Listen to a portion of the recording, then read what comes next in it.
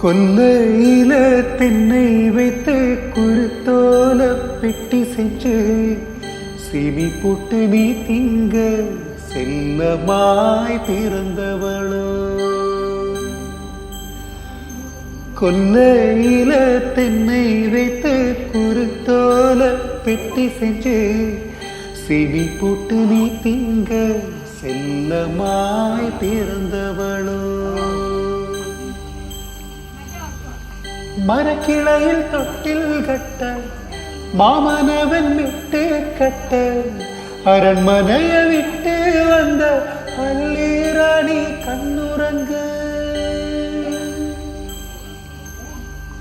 மரக்கிளையில் தொட்டில் கட்ட மாமனவன் விட்டு கட்ட அரண்மனைய விட்டு வந்த அல்லீராணி கண்ணுறங்கு.